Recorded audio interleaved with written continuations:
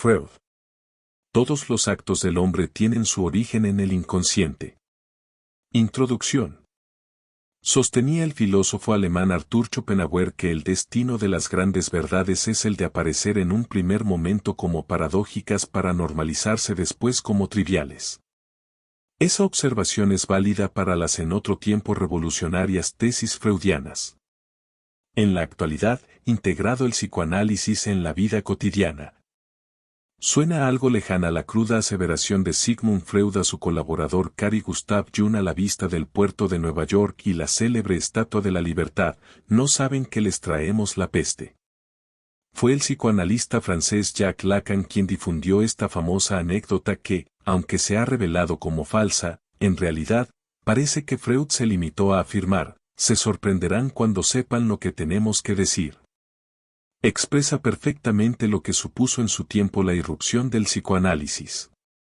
Subrayando su función como peste, a mediados del siglo XX, Lacan logró dar un valor mítico a esta disciplina, convirtiéndola en una herramienta subversiva respecto a los valores dominantes y frente a un revisionismo francamente conservador que empezaba a darse en Estados Unidos.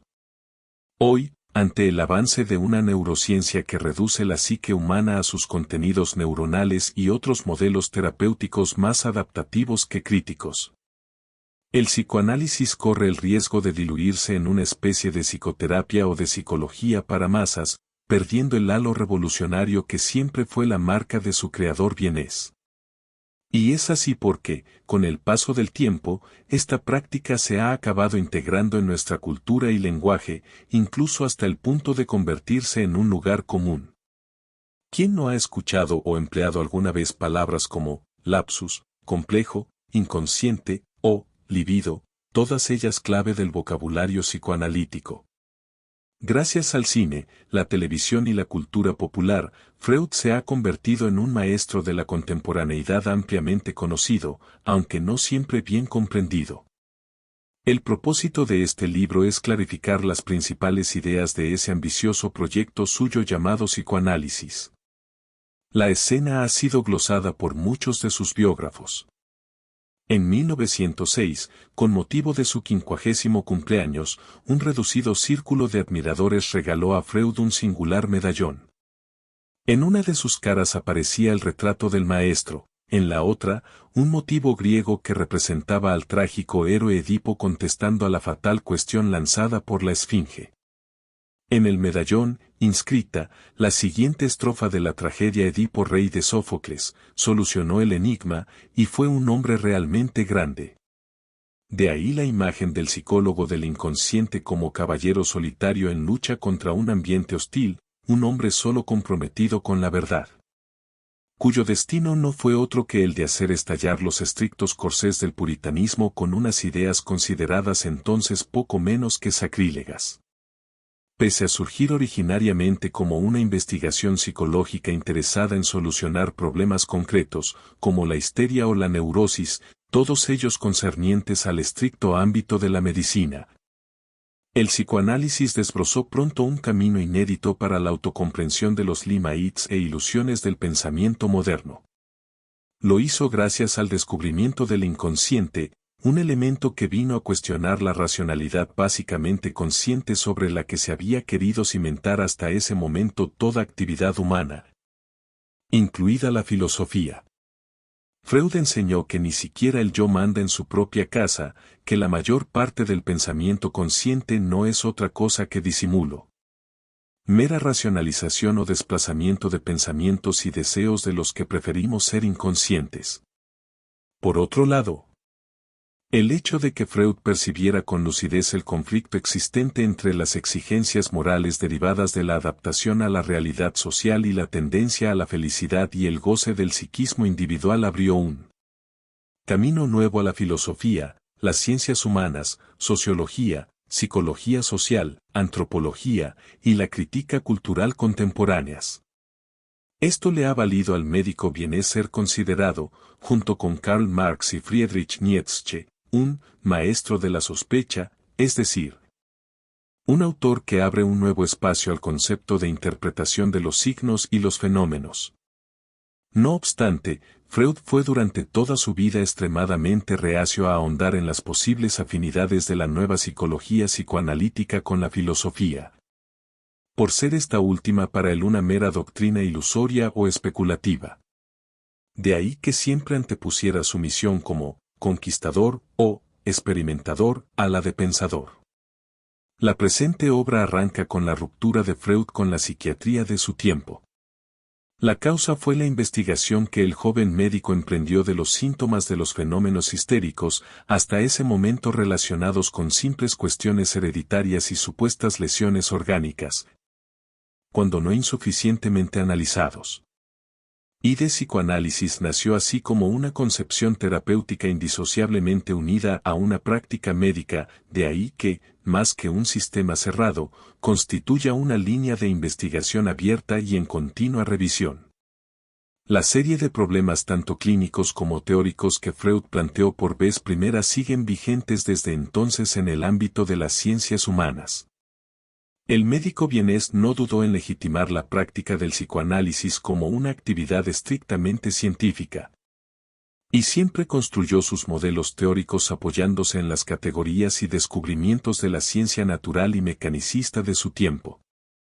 Sin embargo, la revolucionaria concepción freudiana de la psicología no condujo a una posición cientificista sin más.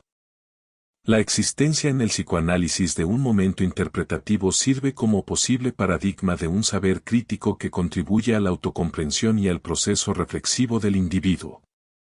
De ahí la importancia que para Freud tenía la dimensión narrativa de la identidad, por un lado esos relatos mediante los cuales el sujeto fantasea, imagina o se cuenta su vida, y por otro, sus sueños, esa vía regia de acceso al estrato inconsciente de la mente.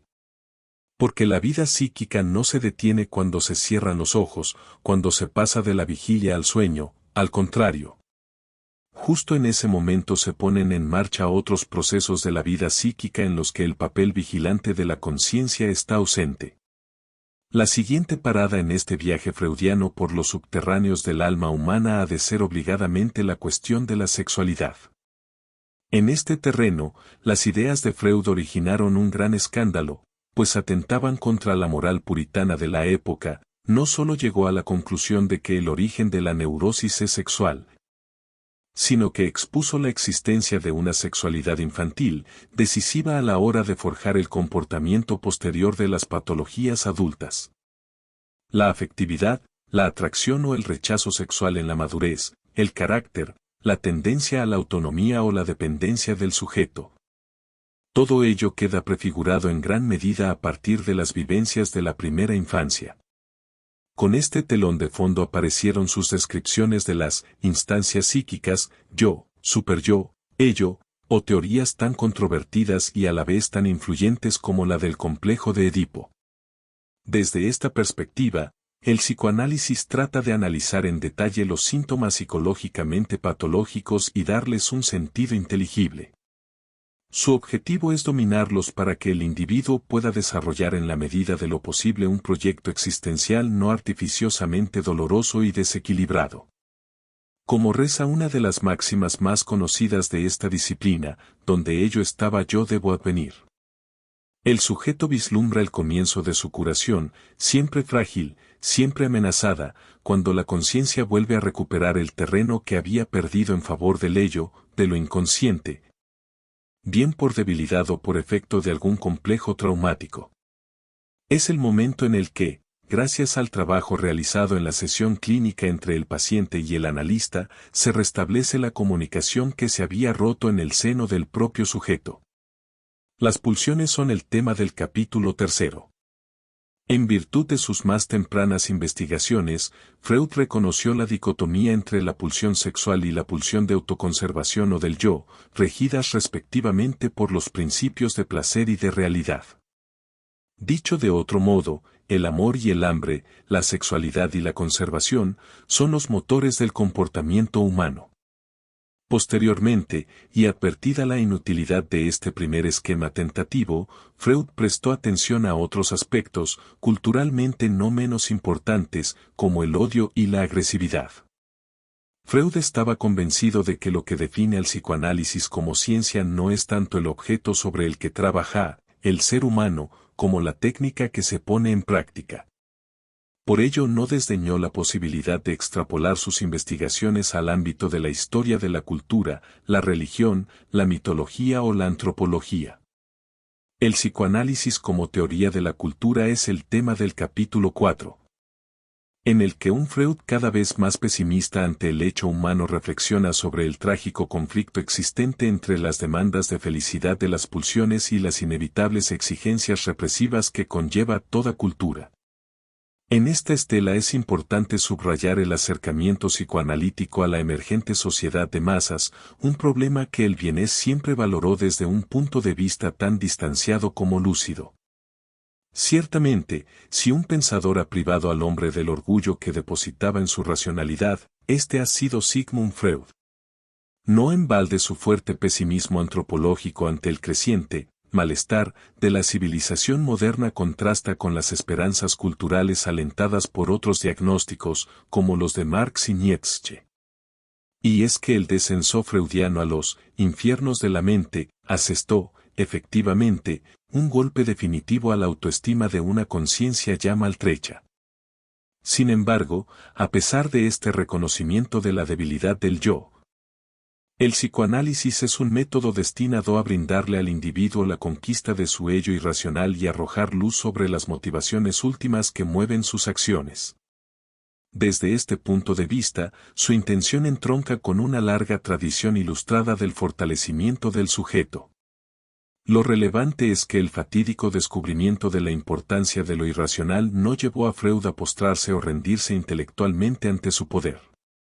Es aquí donde reaparece su patos de corte ilustrado, como bien supo ver uno de sus contemporáneos, el escritor alemán Thomas Mann. El interés investigador de Freud por lo afectivo no degenera en glorificación de su objeto a costa de la esfera intelectual. Su antirracionalismo significa el reconocimiento de la superioridad fáctica y de poder del instinto sobre el espíritu. Pero no significa rendirse admirativamente sin más ante esa superioridad ni tampoco un escarnecimiento del espíritu. Obra. Freud fue un escritor muy prolífico, sobre todo a partir del momento en que las teorías que se concretaron en el psicoanálisis empezaron a cobrar forma definida. Su producción puede dividirse en tres grandes periodos. Periodo prepsicoanalítico, escritos publicados a raíz de sus experiencias como médico de enfermedades nerviosas.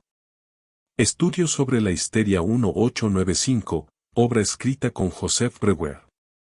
Primera tópica, obras dominadas por una distinción fundamental entre inconsciente, preconsciente y consciente. La interpretación de los sueños 1900. Psicopatología de la vida cotidiana 1901. Tres ensayos de teoría sexual 1905.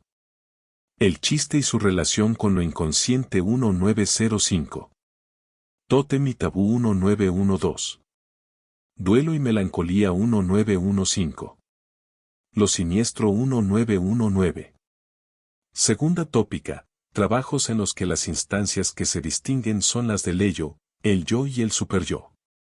Más allá del principio de placer 1920. Psicología de las masas y análisis del yo, 1921. El yo y el ello, 1923. Esquema del psicoanálisis 1923. El porvenir de una ilusión 1927. El malestar en la cultura 1930. Moisés y la religión monoteísta, tres ensayos 1934. Compendio del psicoanálisis 1938. Capítulo 1. El descubrimiento del inconsciente y los sueños. Interesado por los fenómenos histéricos y, a la vez, descontento con las propuestas de la medicina de su tiempo hacia ellos, Freud se lanzó a indagar sus causas. La hipnosis fue su primera herramienta, abandonada tras el descubrimiento de lo inconsciente y de los sueños. Había nacido el psicoanálisis. Sigmund Freud nació en la localidad de Freiberg in Maren, actual Pribor, en la República Checa, en 1856, en el seno de una familia judía de mercaderes un tanto venidos a menos. Poco tiempo estuvo allí, pues contaba solo 4 años de edad cuando su padre, el comerciante de lanas Jacob Freud, decidió trasladarse a Viena. Por entonces un lugar lleno de oportunidades para el progreso material y social de cualquier persona dotada de talante emprendedor, incluidos los judíos. Para quienes la capital constituía un refugio frente al antisemitismo emergente en otros territorios del Imperio Austrohúngaro, sobre todo en aquellos enclaves no urbanos.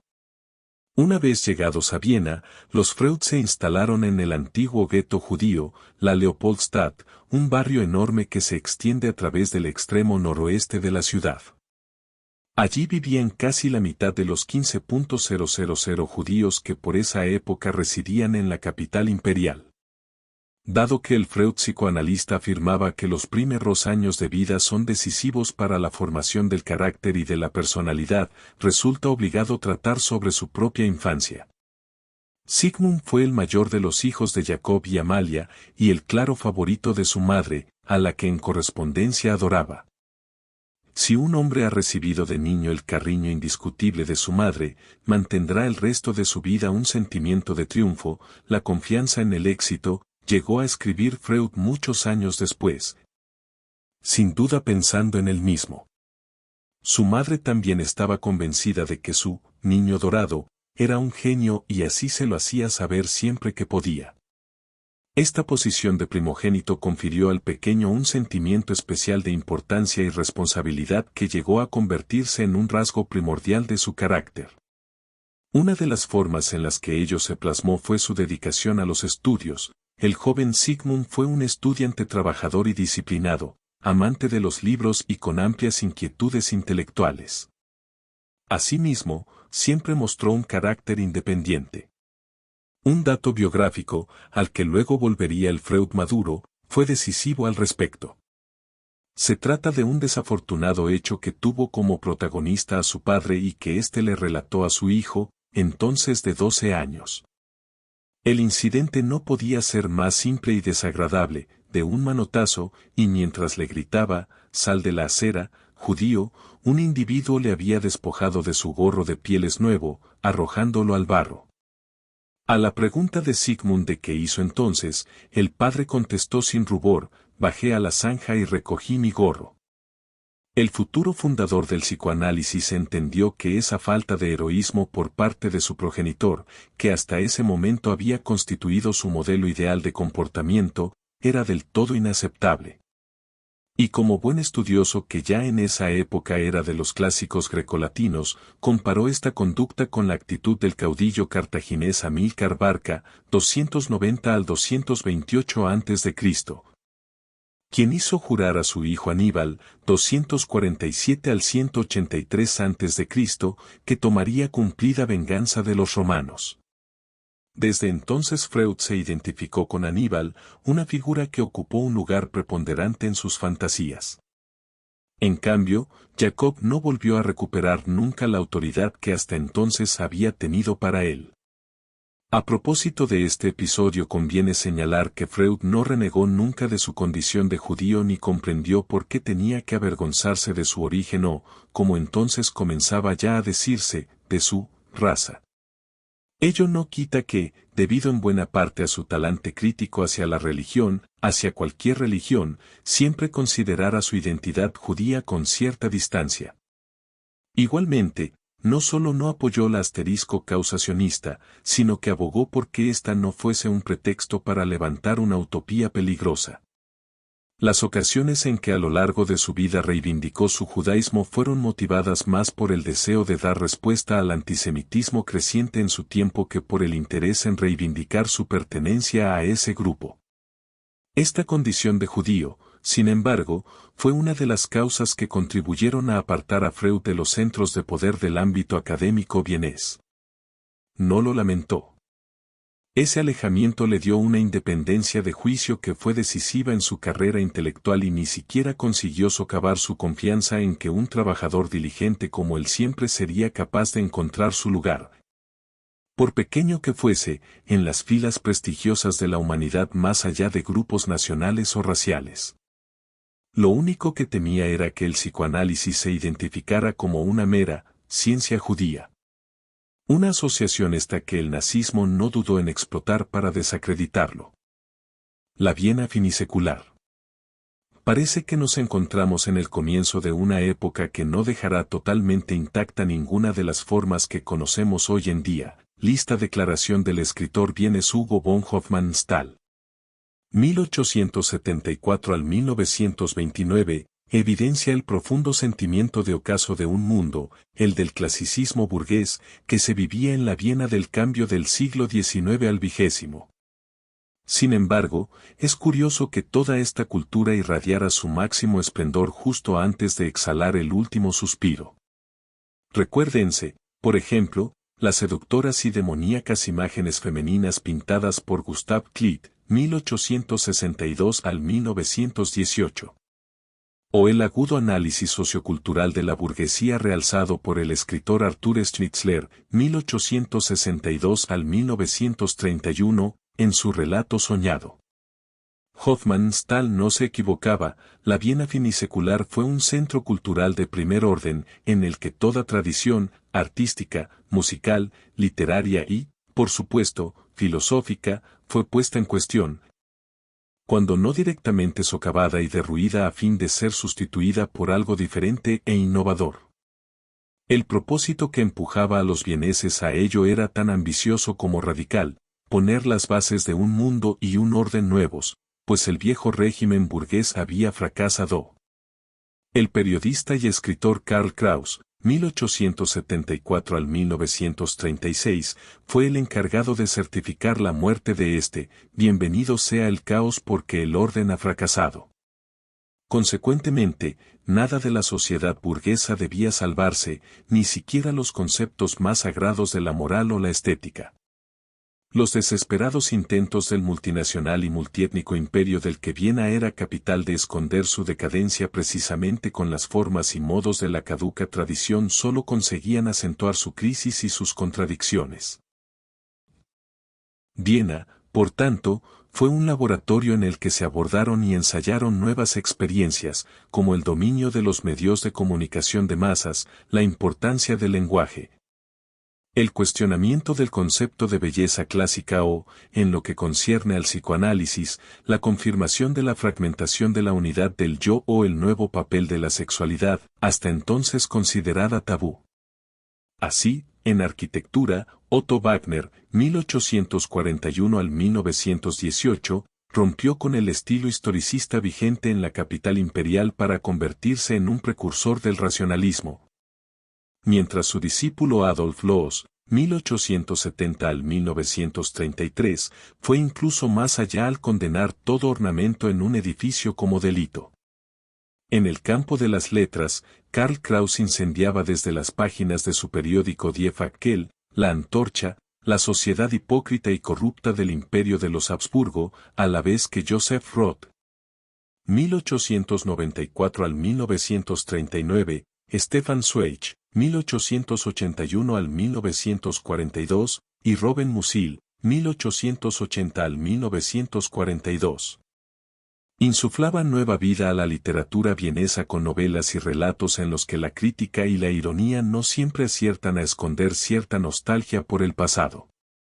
La disolución llegó también a un arte tan ligado a Viena como la música, las sinfonías de Gustav Mahler, 1860 al 1911, con sus elefantiásicas dimensiones.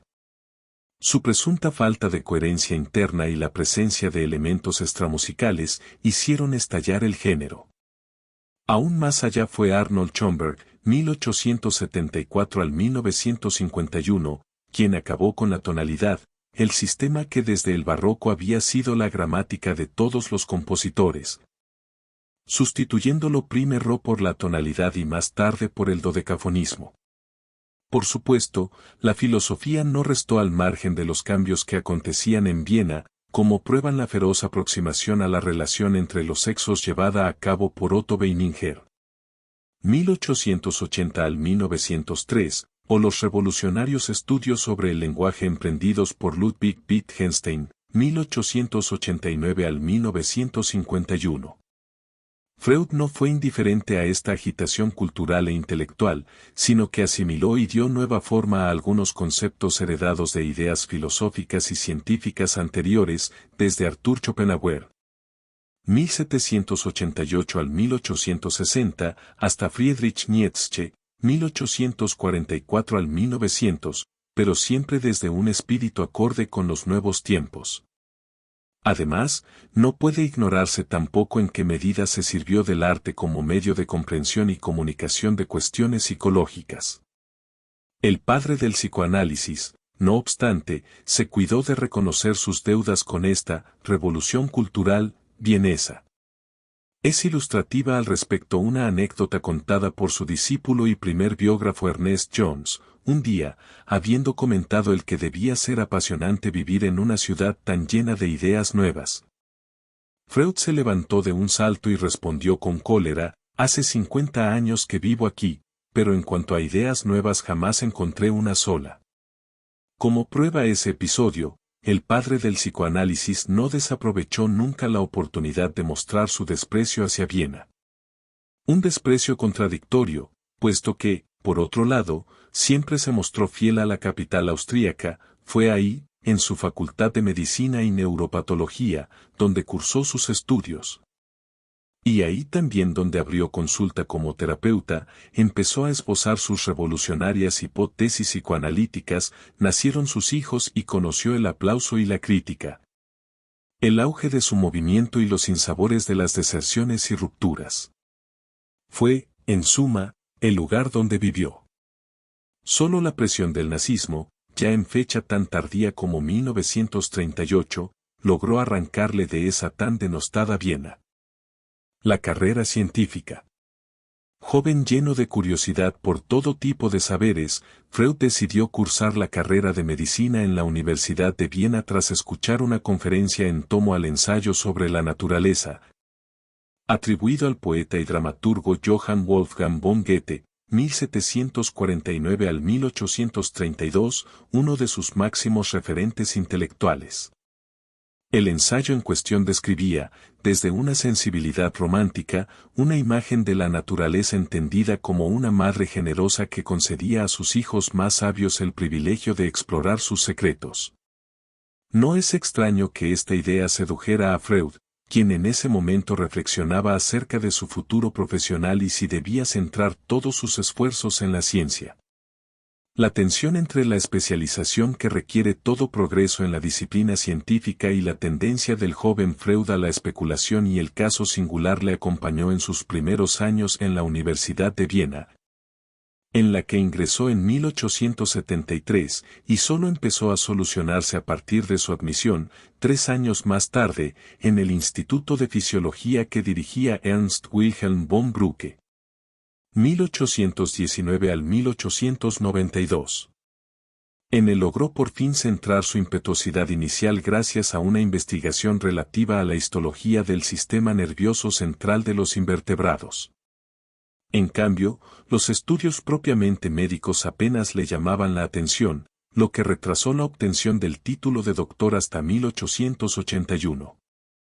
Fue entonces cuando hubo de tomar una decisión que sería crucial en su carrera: seguir en el laboratorio de Brücke dedicado a la investigación teórica, que era lo que de verdad le apasionaba, o intentar obtener una plaza como médico en el Hospital General de Viena.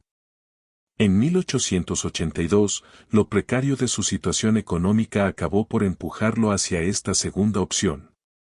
Los 3 años siguientes, en los que pasó por los departamentos de cirugía, medicina interna y dermatología, no sirvieron sino para confirmarle en su idea de que ni le interesaba visitar a los enfermos ni estudiar sus enfermedades.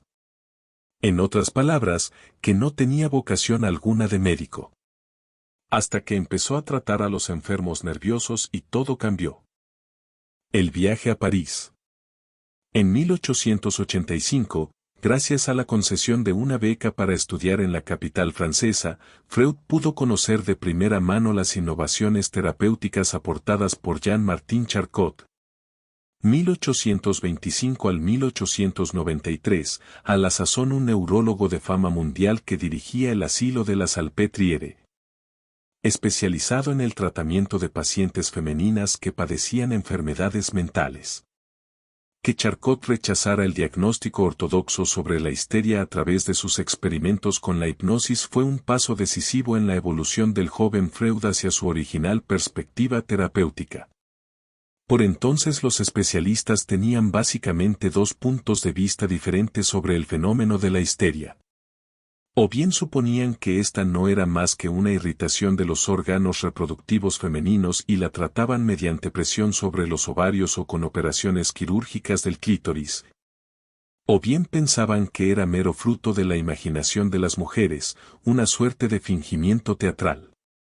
A diferencia de las instituciones médicas de Viena, que repudiaban la histeria como una simulación, Charcot la consideraba una patología psíquica interesante, toda vez que revelaba indirectamente la plasticidad de la economía mental humana y sus conflictos internos, algo que dejó una profunda huella en Freud. No fue esta la única aportación de Charcot que resultaría trascendental en la trayectoria del joven médico vienés. Otra fue el procedimiento de la hipnosis, que mostraba la existencia de fenómenos que, sin estar en la conciencia, tenían efectos poderosos sobre el comportamiento y la vida despierta de los sujetos que se sometían a ella. El hipnotizador podía producir y suprimir síntomas en el paciente, lo que permitía aventurar la idea de la existencia de dos niveles dentro del psiquismo humano. Además, fue Charcot el primero en cuestionar la extendida idea de que la histeria tuviera que ver exclusivamente con la sexualidad femenina, tal y como se había considerado desde antiguo y como el origen del mismo término. Tomado de una palabra griega que significa, útero, deja entrever. Era necesario, pues, separar la enfermedad psíquica del sexo biológico. En las aulas públicas donde impartía sus clases, Charcot trataba de mostrar con pacientes sometidos a hipnosis que determinados trastornos, como las conocidas y típicas parálisis histéricas en determinadas zonas corporales, podían ser artificialmente provocados o suprimidos en cualquier momento mediante la sugestión en estado de sonambulismo. Esto revelaba que las patologías no podían explicarse como simples actos reflejos fisiológicos, sino que tenían que ver con disposiciones sometidas en cierto sentido a la voluntad de las pacientes. El hecho de descubrir que estos síntomas podían desaparecer bajo tales estados hipnóticos, provocados por determinadas órdenes del médico, planteaba una cuestión crucial. La de revelar que el origen de la enfermedad radicaba en algún tipo de conflicto psíquico que pasaba inadvertido para el propio enfermo y que solo emergía bajo un estado mental creado artificialmente. Todas estas enseñanzas de Charcot fueron provechosamente adoptadas por Freud.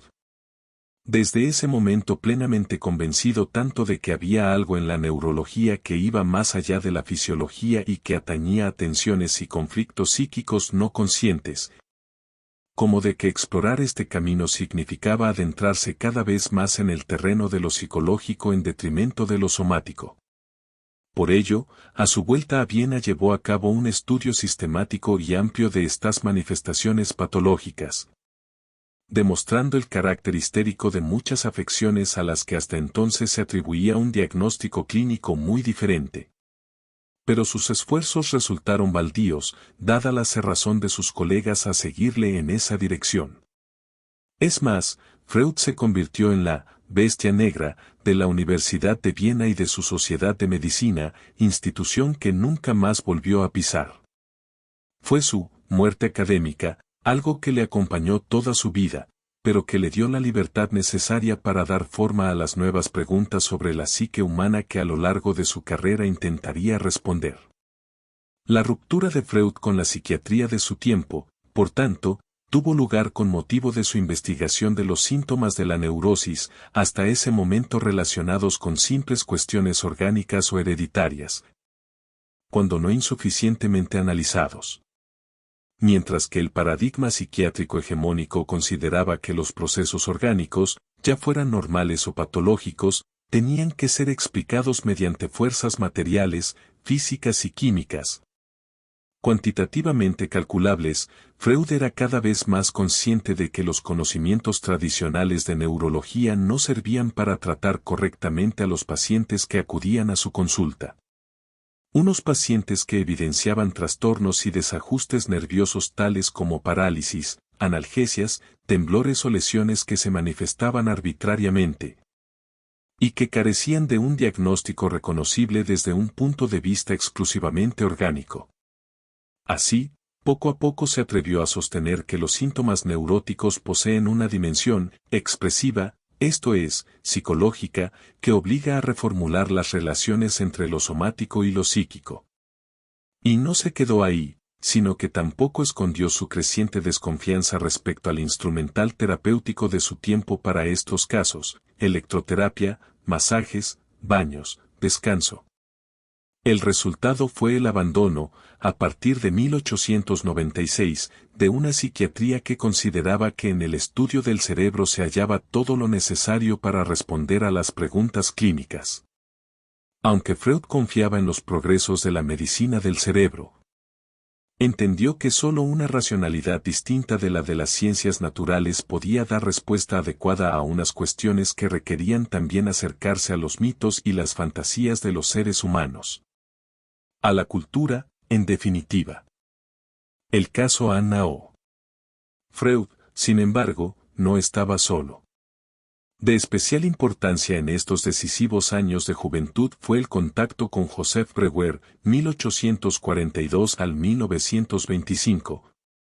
Un médico de cabecera y científico también heterodoxo a quien había conocido en el Instituto de Fisiología a finales de la década de 1870. Ambos compartían los mismos intereses, hasta el punto que Freud recordaría a Breuer como mi amigo y mi sostén en circunstancias difíciles. Nos habituamos a compartir todos nuestros intereses científicos. Todas las ventajas de una amistad semejante eran naturalmente para mí. El contacto con Breuer llevó a Freud a confirmar y avanzar en sus hipótesis de trabajo más originales. Ya antes del viaje a París, Breuer le había llamado la atención sobre un caso histérico singular, el de una muchacha a la que había dado el nombre de Anna O, en realidad se llamaba Berta Pappenheim, cuyos síntomas había conseguido mejorar a través de la hipnosis, pero también por medio de otras prácticas más novedosas.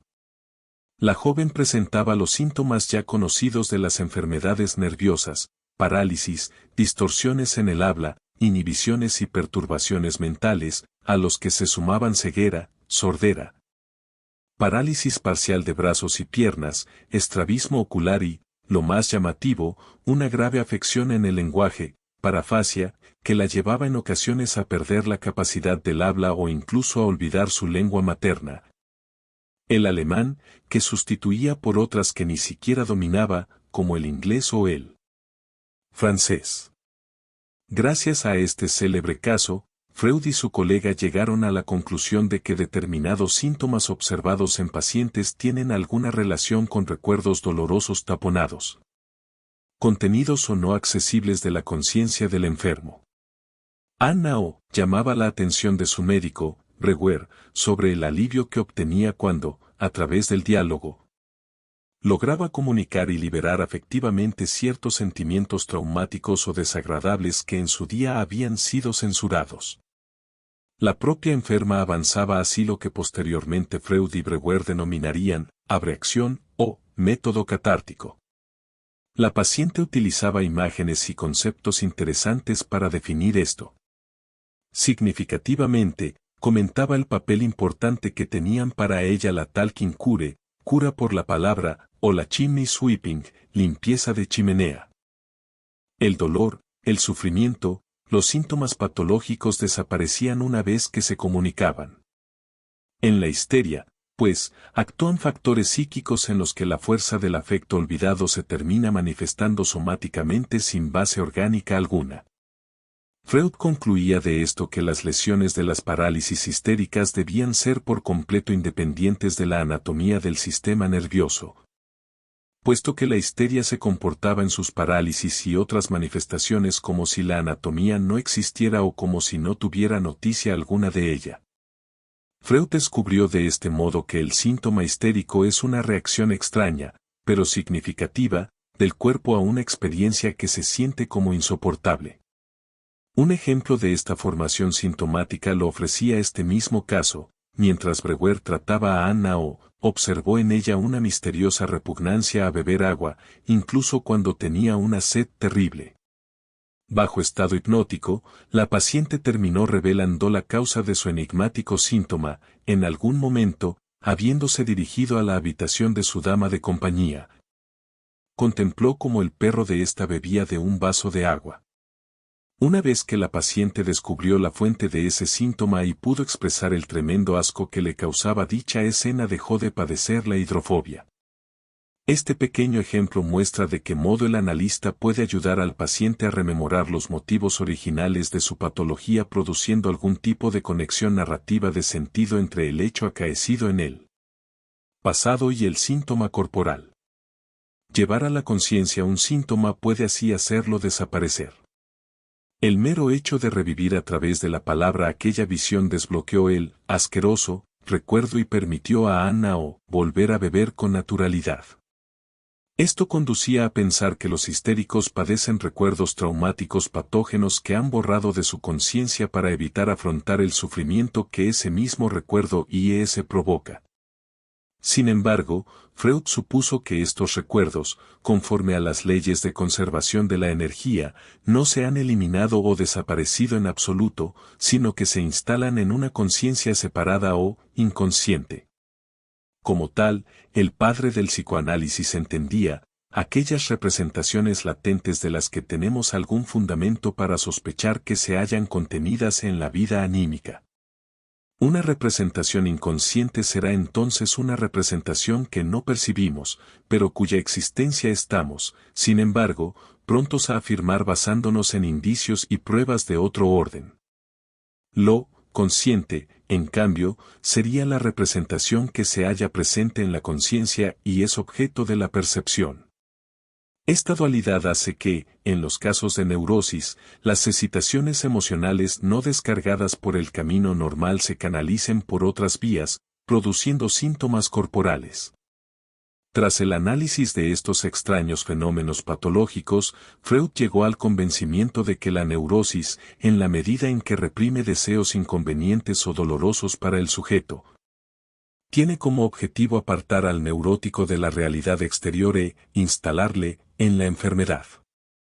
Por otro lado, la resistencia del enfermo a sanar y a comunicarse con el terapeuta fue interpretada como un indicio de una tenaz oposición al trabajo de esclarecimiento del análisis.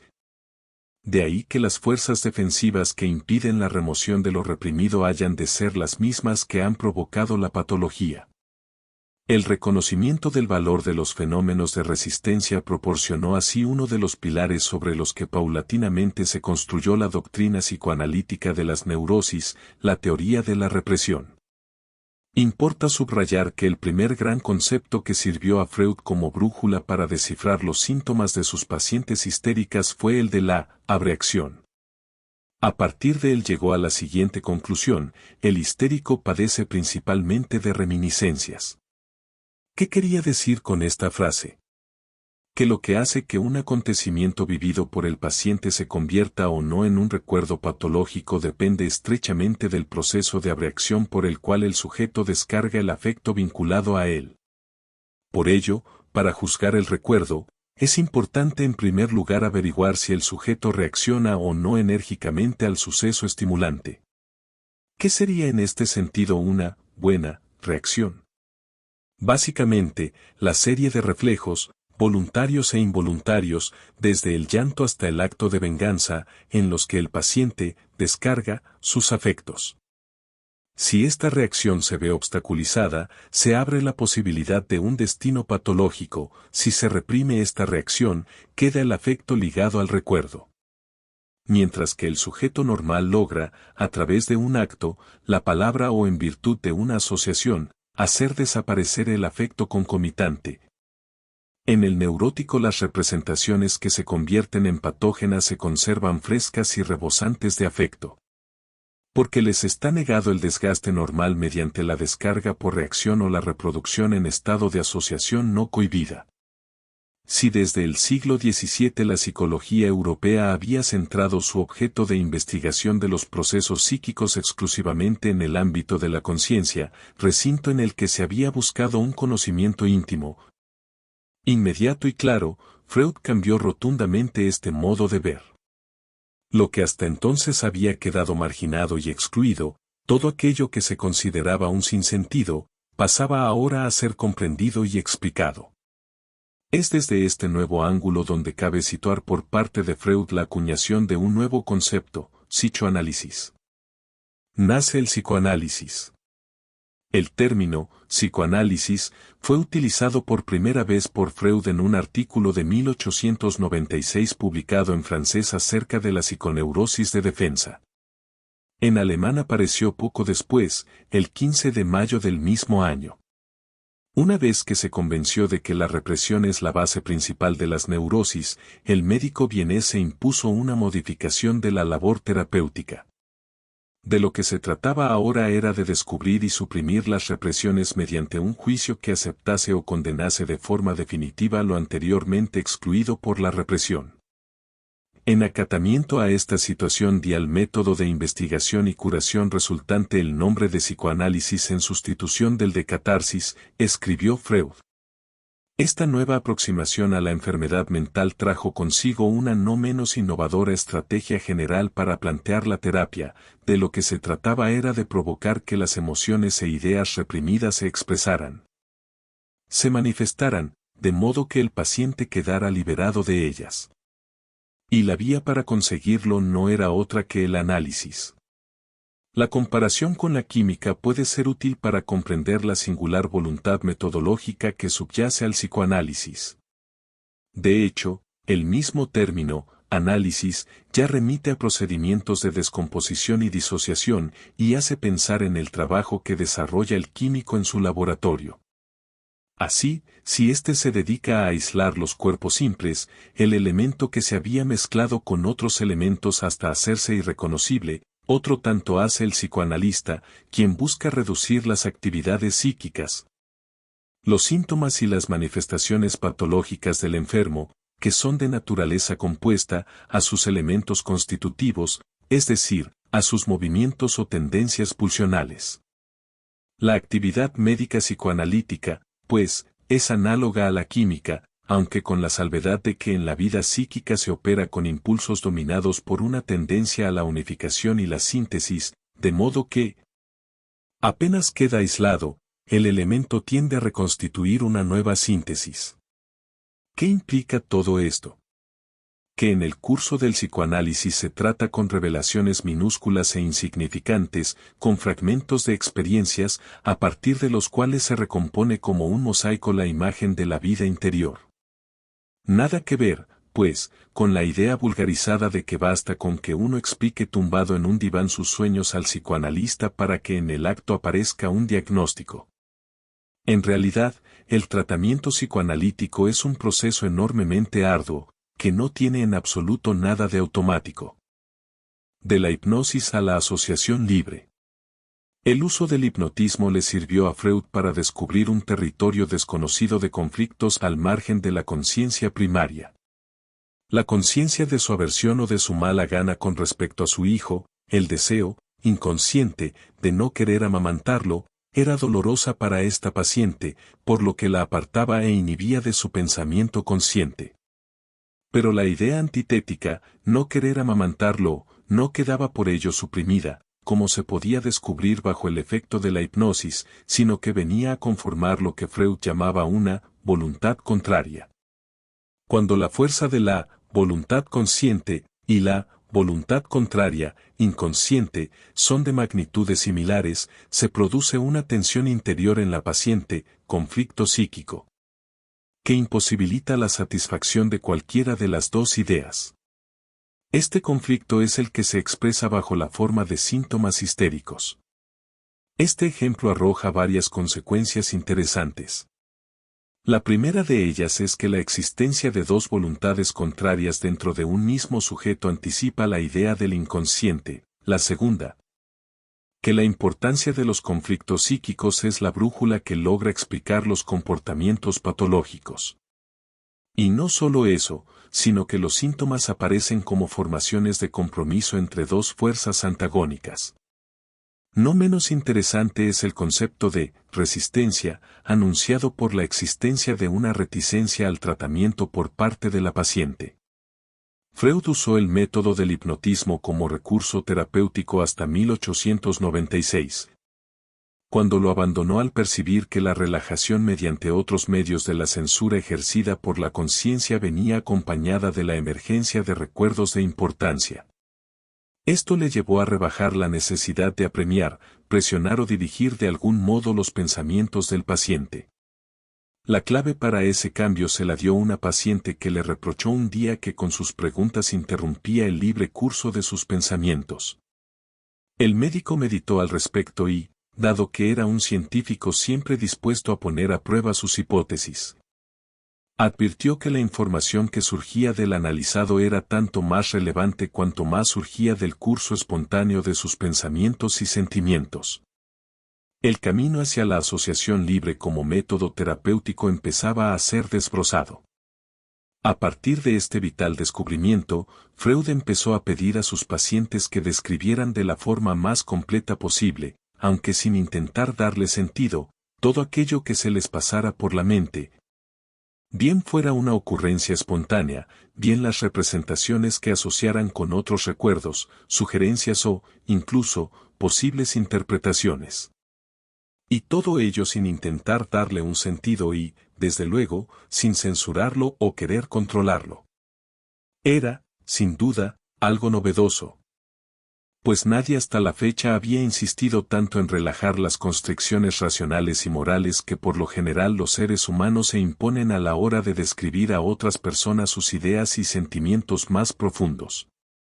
Lo que Freud escuchó en esas sesiones fue suficiente como para hacerle ver que los enfermos no hipnotizados encontraban grandes dificultades para rememorar determinados acontecimientos traumáticos que podían estar detrás de sus síntomas y, además, que ese proceso de recuerdo se les hacía especialmente doloroso. Desde ese momento, desplazó su atención hacia esa resistencia, considerada un dolor ante lo que pueda evocar ese recuerdo reprimido, sin olvidar todo lo que ella conlleva, concretamente la defensa y la represión. El proceso sería el siguiente: el enfermo se defiende de una idea que le resulta intolerable. Esta idea deja de recordarse por asociación consciente en virtud de la represión a la que es sometida. El intento de acceder a dicha representación provoca resistencia, es decir, dolor. Este dolor, precisamente, se transformó en una suerte de brújula que podía guiar al médico, al psicoanalista, en su búsqueda de esos recuerdos reprimidos que constituían la raíz del problema.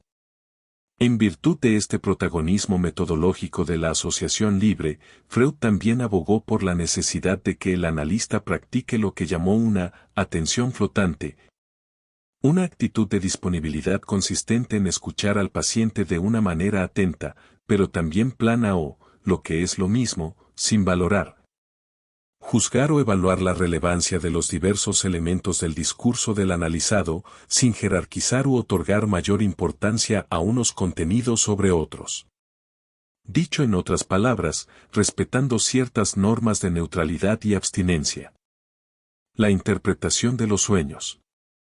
A medida que avanzaba en sus investigaciones, Freud reparó en el hecho de que los primeros descubrimientos científicos que él y Breuer habían realizado sobre la naturaleza de las patologías histéricas quedaban mejor representados a la luz del nuevo modelo que estaba desarrollando para los sueños. Esa certeza le llevó a elaborar una explicación unitaria que fuera válida tanto para los síntomas como para la lógica onírica. Y no solo eso, tan convencido estaba de ese modelo explicativo, que consideró que podía extenderse a otros fenómenos por los que se hallaba igualmente interesado, como los lapsus, los chistes y las obras de arte. La extraordinaria importancia que la interpretación de los sueños tiene para el conjunto de la disciplina psicoanalítica radica, pues, en que establece la matriz básica sobre la cual Freud consolidó la primera etapa de su investigación psicológica, que realizó tanto sobre sí mismo, el autoanálisis, como sobre sus pacientes. Hay que destacar que ese año clave de 1896, el que marca el nacimiento del psicoanálisis, fue también el de la muerte del padre del investigador, hecho doloroso, pero no menos fundamental para la nueva disciplina, como el mismo Freud reconoció, pues le sirvió para adentrarse en el estudio del dinamismo y la lógica de sus sueños. De sus propios sueños. 4 años más tarde, el médico vienés publicó la que todavía hoy es su obra más difundida, La interpretación de los sueños. Como epígrafe, colocó un elocuente verso del poeta latino Virgilio, 70 al 19 a.C., si no puedo conciliar los dioses del cielo, movilizaré los del infierno. Con él, Freud quiso expresar su relación con la situación cultural de su tiempo. Disueltas las mediaciones celestes propias de la religión, esto es, huérfano de todo Dios, el hombre se ve abocado a los abismos demoníacos e irracionales de lo humano. Y esos abismos son precisamente los que sondea experimentalmente el psicoanálisis.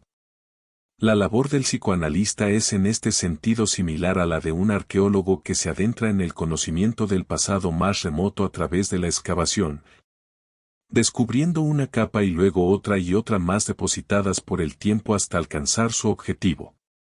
No es una comparación gratuita, pues Freud fue durante toda su vida un entusiasta de la arqueología y el mundo antiguo, en especial de la Grecia clásica, lo que explica las abundantes referencias a la mitología presentes en conceptos freudianos, como por ejemplo en el famoso complejo de Edipo o en el principio de Eros.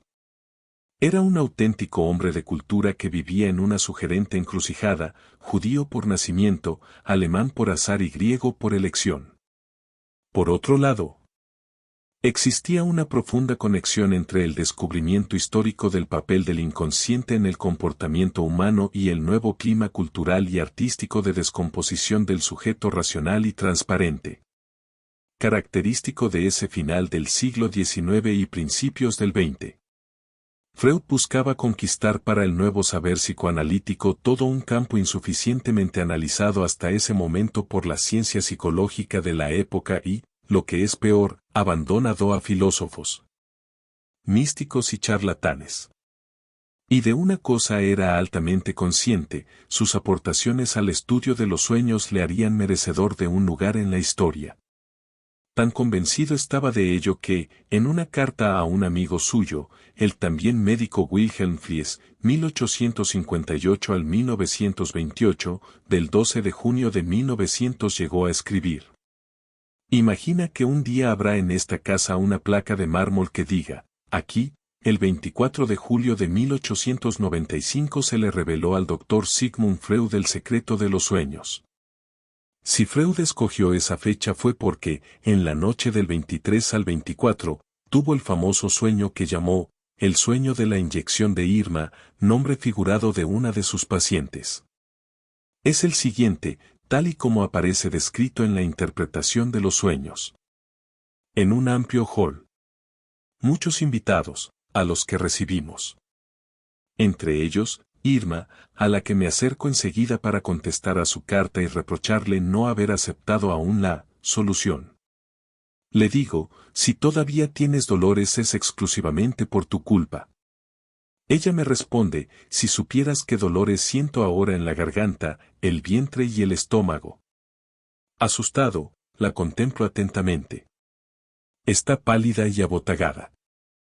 Pienso que quizá me haya pasado inadvertido algo orgánico. La conduzco junto a una ventana y me dispongo a reconocerle la garganta. Al principio se resiste un poco, como acostumbran a hacer en estos casos las mujeres que llevan dentadura postiza. Pienso que no la necesita. Por fin, abre bien la boca, y veo a la derecha una gran mancha blanca, y en otras partes, singulares escaras grisáceas, cuya forma recuerda la de los cometes de la nariz. Apresuradamente llamo al doctor M, que repite y confirma el reconocimiento. El doctor M presenta un aspecto muy diferente al acostumbrado, está pálido, cojea y se ha afeitado la barba.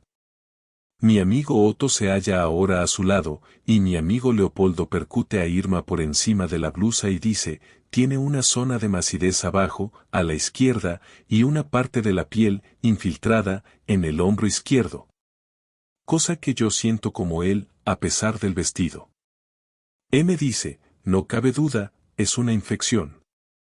Pero no hay cuidado, sobrevendrá una disentería y se eliminará el veneno. Sabemos también inmediatamente de qué procede la infección. Nuestro amigo Otto ha puesto recientemente a Irma, una vez que se sintió mal, una inyección con un preparado a base de propilo, propiteno, ácido propiónico, trimetilamina, cuya fórmula veo impresa en gruesos caracteres.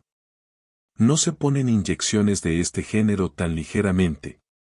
Probablemente, además, estaría sucia la jeringuilla.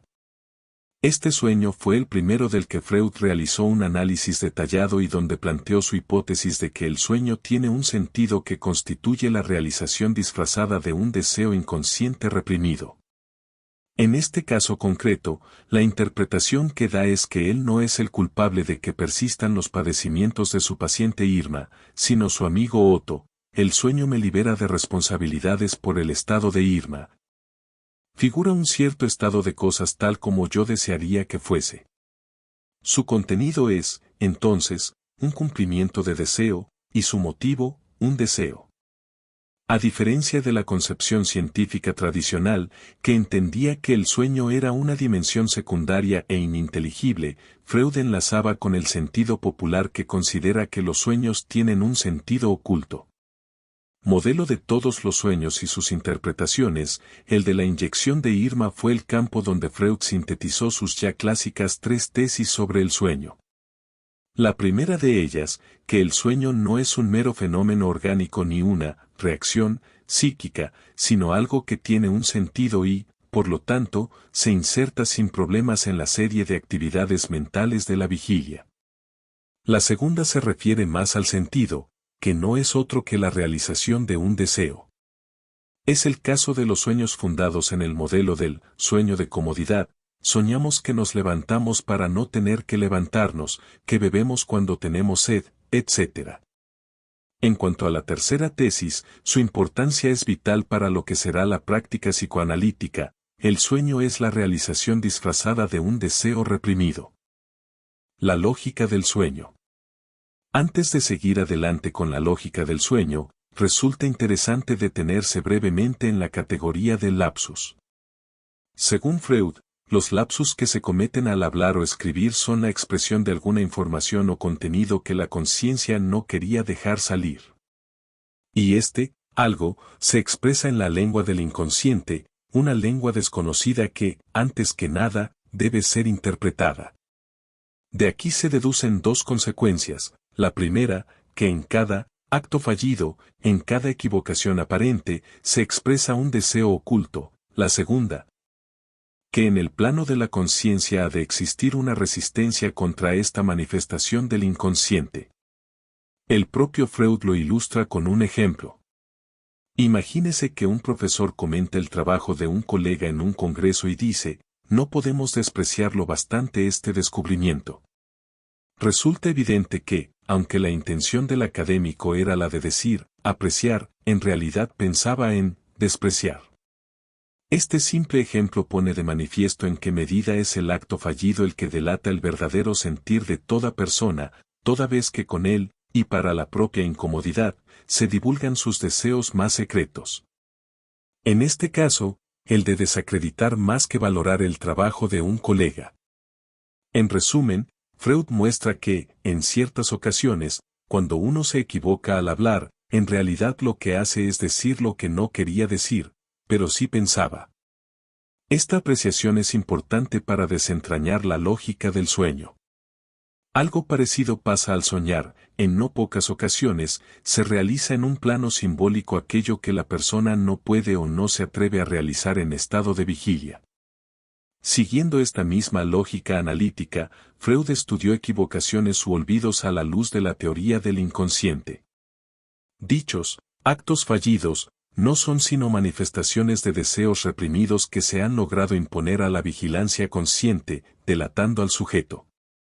Todos estos fenómenos, a primera vista insignificantes, en realidad constituyen un lenguaje significativo, síntomas que precisan de interpretación.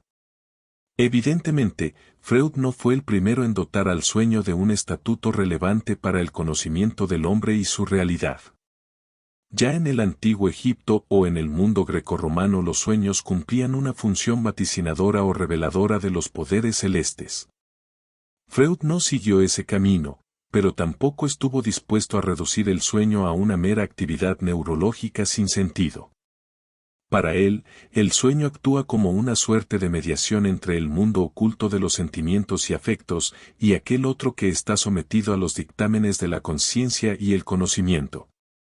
Es algo que revela muchas cosas que la persona se niega a saber cuando está despierta. Ningún sueño, afirma Freud, carece completamente de sentido, al contrario. Todos tienen, en tanto que actos psíquicos perfectamente válidos, un significado determinado. Son la revelación, no de una voluntad superior, divina y sobrehumana, pero sí a menudo de la voluntad más íntima y secreta del ser humano. Por todo ello, Freud consideraba que los sueños son el camino real que conduce al estrato del inconsciente, esto es, la vía de acceso a su funcionamiento. En este sentido, los sueños son esencialmente realizaciones, simbólicas, de deseos inconscientes. Para mostrar esto, el médico utilizaba pedagógicamente el ejemplo de los sueños infantiles y de privación, estructuras simples en las que no se observan deformaciones. Freud planteaba el ejemplo de su hija Anna, quien, habiéndosele prohibido en la víspera recoger cerezas, soñó que se las comía todas. Ocurre lo mismo con los sueños de privación. ¿Con qué sueñan los exploradores sino con todo aquello que no poseen, sea calor suficiente o comida caliente y abundante? Estos ejemplos sirven para comprender cómo funciona el deseo en el sueño, pero no explican por qué también en los sueños hay que vérselas con desarrollos ininteligibles o deformaciones. Es decir, ¿por qué los sueños se ven obligados a adoptar una forma simbólica, a deformar ciertos deseos? La respuesta es que si sus materiales se expresaran directamente podrían ser tan traumáticos y perturbadores que despertarían al sujeto.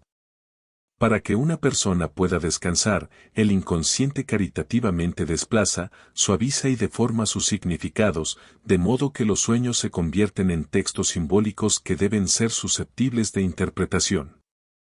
Como la dimensión consciente del yo sigue alerta incluso dentro de los sueños, a veces censura una imagen, otras embrolla los mensajes. En el sueño, el deseo se realiza, pero no solo de forma inteligible, transparente, como en los sueños infantiles o de privación, también lo hace disfrazándose.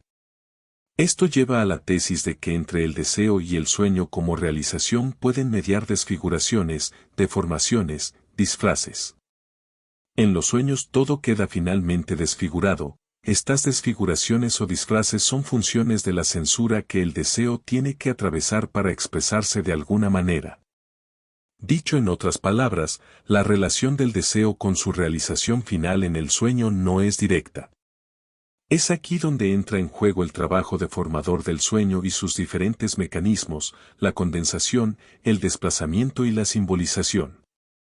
Por medio de ellos, los materiales del sueño se transforman en un contenido manifiesto que disfraza, enmascara o hace irreconocible el texto latente. Por condensación, Freud entiende un mecanismo básico de elaboración onírica por el cual unas de significados o elementos del contenido latente quedan sintetizados al mínimo en una sola imagen o representación del contenido manifiesto del sueño. Es decir, que varios significados se concentran en un único símbolo, de tal forma que una persona puede representar a varias de la vida real del soñador, un solo objeto a varios, una sola palabra a varias. El segundo de esos mecanismos deformadores, el desplazamiento, hace que un significado que se antoja fundamental en el sueño pueda aparecer en el contenido manifiesto como un elemento irrelevante o secundario, y al revés. Un elemento muy importante del contenido manifiesto presentarse como elemento accesorio del auténtico sentido. Este mecanismo traslada así el significado desde la parte central del sueño a lugares accesorios de éste, ocultando al soñador el contenido de su sueño. En cuanto a la simbolización, el tercero de estos mecanismos deformadores no es más que lo que su nombre indica, la expresión mediante símbolos de todo lo reprimido.